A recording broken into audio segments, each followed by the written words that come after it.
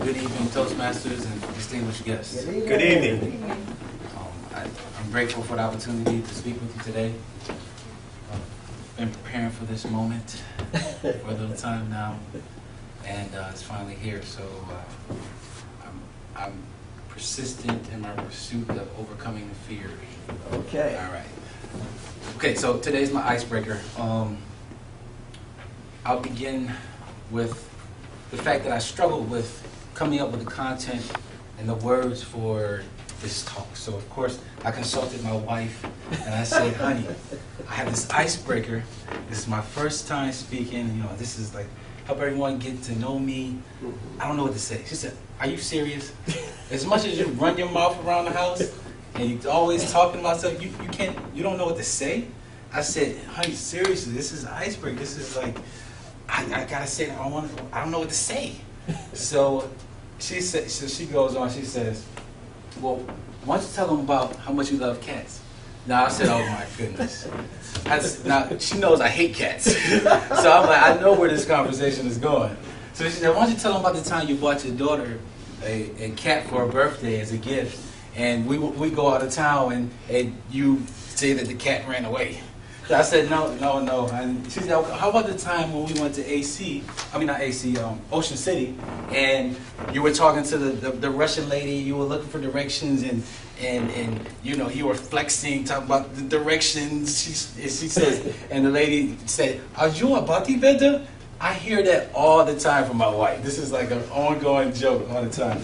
So I said, no, honey. She said, how about the time when you ran out of gas in the truck and you hitch a ride to the gas station, walk across the street to Dick's, buy some rollerblades, rollerblade on the expressway on the shoulder with a gas can in hand, and come back and tell us about this story. I said, honey, seriously now, this is a serious thing here, all right? So she said, okay. So she says, why don't you tell them about what matters to you most? And it clicked. I had a thought. I said, okay. Before I can even finish my thought, she said, me, of course. All right. So I said, okay, baby, I got it. I gotta go. I gotta write this stuff down. Just a flood of thoughts came to my mind, and I thought about, just like those stories that I told you about my family. These are like timeless stories. These are gonna like last forever. Anytime we want to invoke any happiness, smiles, laughter, these are always going to be present. So I thought about those stories, those experiences in my life that are always going to be there, that I remember, that have shaped me as a man, as a person. So I thought about this. I said, let me break down my life into like 3 slices, all right? About 30, 31. So I said, okay, this is a good way for me to analyze in 10-year pieces, right? So the first 10 years of my life, it was curiosity, exploration. I wanted to know. I wanted to learn different things. I was fascinated about space and the stars and the moon and all this stuff. And, you know, at my grandparents' house, we had a library of encyclopedias. And they were more of a fixture and decoration in my grandparents' house. It wasn't really used as a tool to, like, advance or move forward or learn from. But I begged to get my hands on these encyclopedias. So, you know, you heard of death by 1,000 cuts. Well, it was a death by 1,000 questions. But I figured I would just keep asking questions from everybody, and finally we're like, boy, go get them books and read in there and figure it out. I don't know, all right? So I would go to my little composition notebook, write down, just copy word for word everything that I've seen about planets. I figured out that I had to become an astronaut to go to outer space. So long story short, it was this desire to know, to learn, to get me where I wanted to be. That's where I wanted to be at that time. So if I look at so that was present, and that's still present today.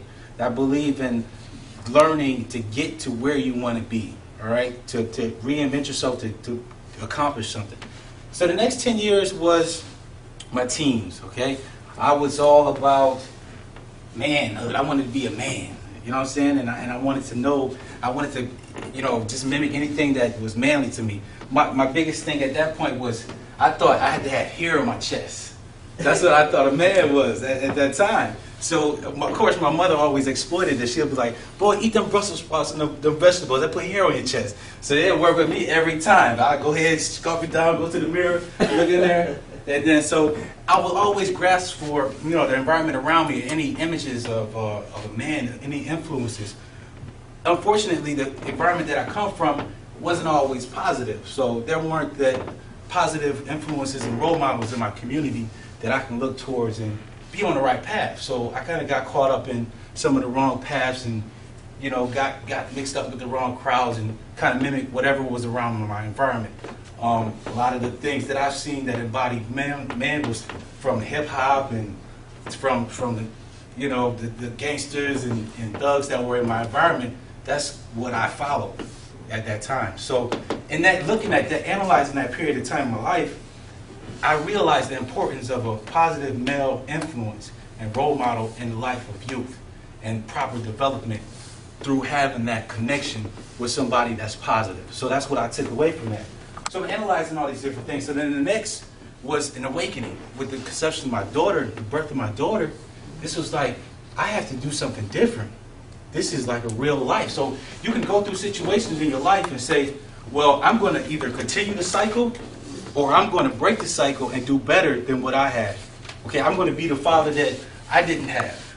I'm going to provide a life that I didn't have. So that desire, then the only way out for me at that time I thought was the military. So I signed up for the military. 2 weeks later, I got married. 2 weeks after I got married, I went to the military. 4 weeks after that, my daughter was born. But my logic at that point was like, I didn't really know what I missed until the birth of my sons. But my logic at that time was like, well, I'd rather be missing this, providing a better life and future for my family and for my future, than to be behind bars or be in a casket, even worse. So I did what I had to do. Then I got values, discipline, a lot of different things were instilled in me. I learned different from different cultures, different experiences. It opened up my mind. Soon, opportunities were within my grasp. It was just different. The possibilities existed once my mind opened up. And I started to believe that, hey, I made it out for a reason, right? The grace of God got me to where I am so that I can go back and bring other people out. So that dominated that sector of my life when I analyzed it. And I am where I am today because of the exploration, the curiosity, the thirst to learn that I got in my first 10 years. And the next years, I am the way I am now because I understand the importance of being a positive role model and influence and developing youth.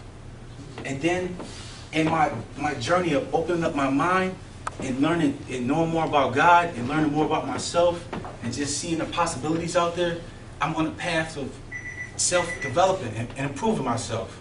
So these are the stories and the things that are everlasting in my life, just like the funny stories that we use to bring happiness and joy. Those are the stories that shaped me and made me who I am. Well, I'll be on. Thank you.